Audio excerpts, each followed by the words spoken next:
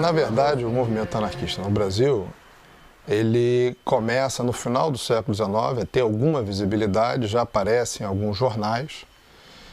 São jornais muito orientados para um anarquismo europeu. Há uma tendência naquele momento a supervalorizar a teoria, porque em termos de trabalho social, em termos de prática de trabalho social, o que nós temos é a mácula ainda da escravidão.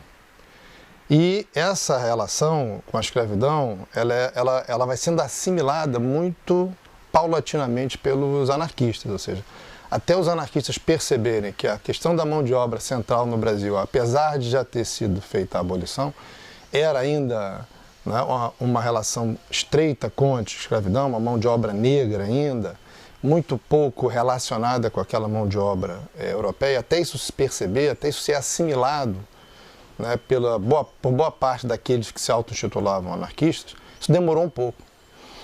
E a demora disso, obviamente, vai fazer com que, às vezes, os jornais tratem muito mais das questões eminentemente urbanas e esqueçam, em grande medida, as questões rurais. Quando as questões rurais aparecem, elas, em geral, aparecem muito a partir de uma visão europeia também, de imigrantes, de núcleos de colonização muito específicos. Mas, ainda assim, o movimento avança, né? Os jornais anarquistas crescem, crescem primeiro no Rio de Janeiro, ao contrário do que a historiografia consagra, né? São Paulo. Em São Paulo o fenômeno é um pouco posterior, né? Poucos anos à frente, mas ainda assim é posterior. E o avanço dessa historiografia, dessa imprensa operária, o avanço ele é lento, mas é feito a partir claramente de aparições públicas, como, por exemplo, as greves, né? Temos greves importantes, a de 1900, que é dos cocheiros no Rio de Janeiro, a greve de 1903, que é uma greve muito importante, onde já os jornais anarquistas já começam a divulgar a greve, com corte claramente ideológico. E a gente já percebe também aí um fenômeno muito interessante, é que os anarquistas aqui no Brasil já começam, pelo menos aqueles que têm uma inserção social muito clara, os anarquistas já começam a se aproximar daquele fenômeno, daquele modelo, ou daquela prática, ou do conjunto de práticas que nós chamamos de sindicalismo revolucionário. Então, em 1906, quando nós temos o primeiro Congresso Operário, o resultado desse congresso é, em grande medida, né, um somatório da experiência concreta brasileira até 1906 e também a Carta, né, de Amiens, que está sendo elaborada na mesma época na França. Então há, inclusive, no final do primeiro congresso de 1906, primeiro congresso operário, já há uma menção clara, né, a estreita relação que existe entre o anarquismo brasileiro, o sindicalismo revolucionário brasileiro e o modelo francês. Então já há uma menção explícita, portanto, a essa relação, que é uma relação que se desenvolve ainda mais claramente nos congressos posteriores de 1913 e 1920. Então, é um anarquismo com base operária relativamente consolidado. Deriva disso também, não é, a criação de uma confederação operária brasileira, a COB.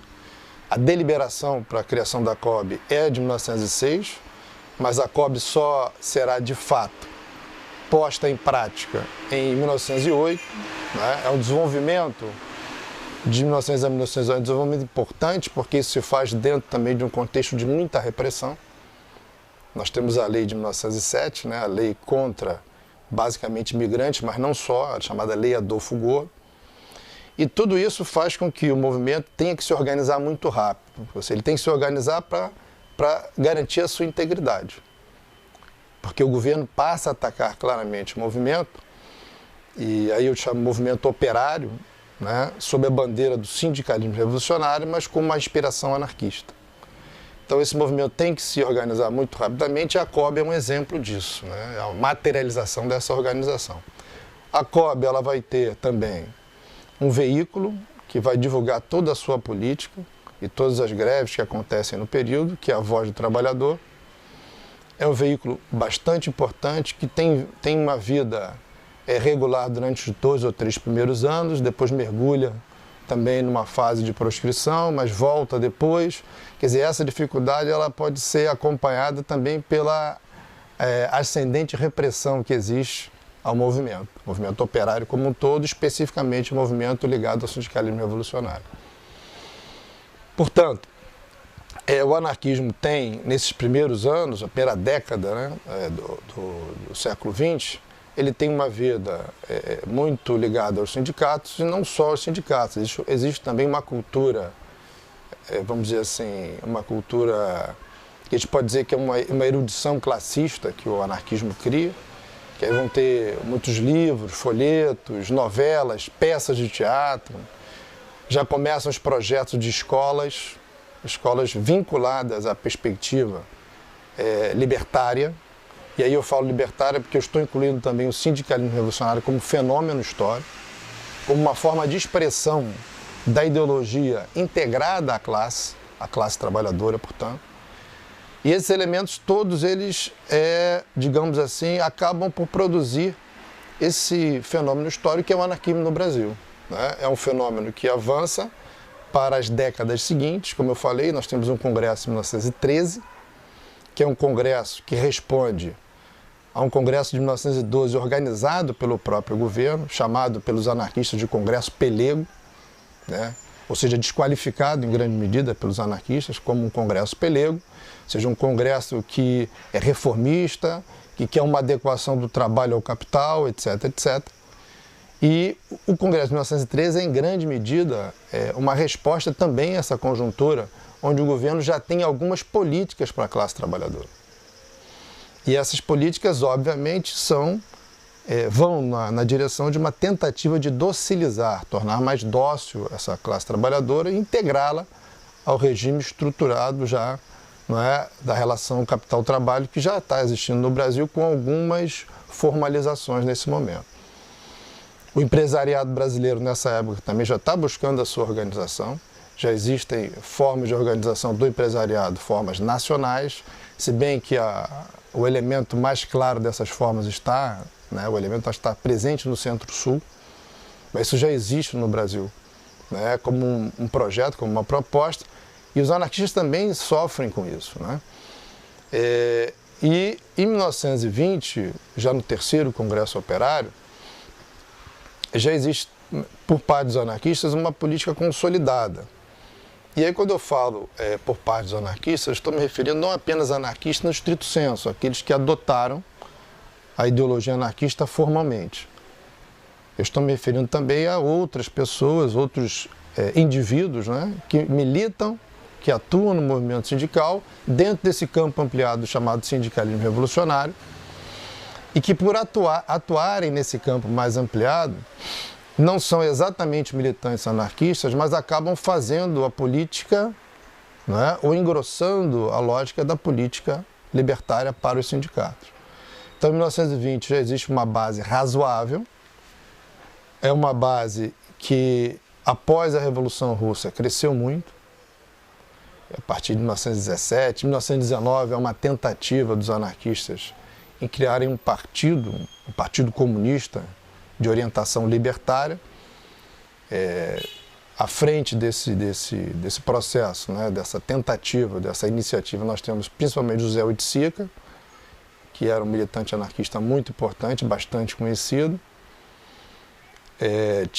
O José Oiticica tinha acabado de participar no ano anterior da insurreição anarquista, chamada Insurreição Anarquista de 18, que foi uma insurreição que juntou bases operárias do Rio de Janeiro e Magé também, principalmente. Uma insurreição que, obviamente, por ter sido derrotada, acabou levando o movimento a um certo refluxo, que as principais lideranças foram muito perseguidas, foram punidas, José Oiticica foi deportado, inclusive. E todos esses elementos, não é, fazem com que esse projeto de 1919, do Partido Comunista, de orientação libertária, seja também uma resposta organizada, uma tentativa de resposta organizada a todo esse conjunto de elementos que eu acabei de citar, não é?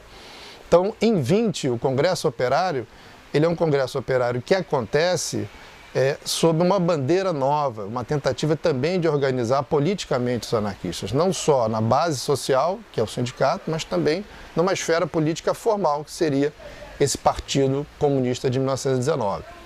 E quando nós falamos em Partido Comunista, é bom que se diga que entre 1919 e 1920, as notícias que chegam ao Brasil do fenômeno soviético são notícias muito entusiasmadas, ou seja, notícias que pregam uma aproximação, se não uma relação orgânica, entre o bolchevismo e o próprio anarquismo. Então, 19, uma aproximação, se não uma relação orgânica, entre o bolchevismo e o próprio anarquismo. Então, 19 e 20 são anos de um entusiasmo com a Revolução e que não separam o bolchevismo do anarquismo. E o Congresso de 20, o Congresso Operário, se faz em grande medida, sobre essa aura de entusiasmo, né? A partir de 20, principalmente de 22, com a formalização de um partido comunista de orientação bolchevique ou bolchevista, há uma cisão também no bloco revolucionário. Ou seja, o bloco revolucionário, que era relativamente coeso, com uma cultura política libertária, anarquista, muito evidente, a partir de 22 esse bloco, pode-se dizer, ele se divide em duas partes. E aí nós vamos ter figuras importantes que antes estavam na mesma trincheira, em trincheiras opostas, né? Como é o caso do Astrogildo Pereira, um dos 9 fundadores do Partido Comunista, que vai, de certa forma, o Astrogildo vai ser uma figura fundamental na criação do Partido Comunista de orientação bolchevique ou bolchevista, como se dizia à época. A partir daí, principalmente no Rio de Janeiro, a gente verifica claramente uma disputa por sindicatos. Então você tem uma federação, a FTRJ, a Federação dos Trabalhadores do Rio de Janeiro, que acaba sendo controlada em 23 pelos comunistas do Partido Comunista, né, recém-criado, em 22, e uma tentativa dos anarquistas em refundarem, uma tentativa exitosa dos anarquistas em refundarem a Federação Operária do Rio de Janeiro. Então você vai ter duas federações no Rio de Janeiro, a FTRJ, nas mãos dos comunistas, e a Forge, né, a Federação Operária, que é uma refundação da Forge anterior. A Forge já existe desde o primeiro Congresso Operário, basicamente, e ela é refundada, portanto, como uma central regional anarquista, obviamente com inserção social nos sindicatos. Então, é curioso também que se diz em geral na historiografia que a partir de 22 o anarquismo no Rio de Janeiro ele experimenta um descenso muito grande, o que não é fato. Porque a Forge, muito rapidamente, ela vai conseguir agregar muito mais sindicatos do que a própria FTRJ de orientação comunista. Os comunistas, nos anos que se seguem, eles vão adotar como estratégia o que faz com que eles fiquem num campo bastante oposto ao anarquismo, ou ao sindicalismo revolucionário, ou ao sindicalismo livre, também como se chamava à época. Esses comunistas eles vão adotar uma estratégia muito criticada pelos libertários, que implicava numa aproximação dos setores reformistas, principalmente os setores cooperativistas. Então, só para você ter uma ideia, né, durante o período do governo de Arthur Bernardes, um governo bastante autoritário, que vai de 22 a 26, os comunistas eles vão se aproximar de uma federação cooperativista que tem à sua frente um funcionário do Ministério da Agricultura, o Sarandi Raposo. E ele tem uma política claramente adhesionista às posições do governo. E os comunistas vão, né, e nesse sentido eles vão ser muito criticados pelos anarquistas, os comunistas vão se aproximar dessa federação cooperativista, né, desse centro cooperativista que tinha sua sede no Ministério da Agricultura, e vão passar a rodar o seu jornal, né, a classe trabalhadora, eles vão passar a rodar o seu jornal a partir do segundo número nas gráficas de um jornal governista. E aí os anarquistas atacam muito isso. atacam muito isso porque veem nessa atitude dos comunistas uma espécie de capitulação diante do projeto de Estado. Né? E isso, obviamente, colide, né, com bastante clareza com o projeto anterior, já defendido desde 1906, para não recuar ainda mais, pelo sindicalismo revolucionário, a ideia da independência. A ideia, né, que é cara ao sindicalismo revolucionário, de que tem que haver neutralidade política, no sentido de não partidarização do movimento, que é uma premissa clara do sindicalismo revolucionário.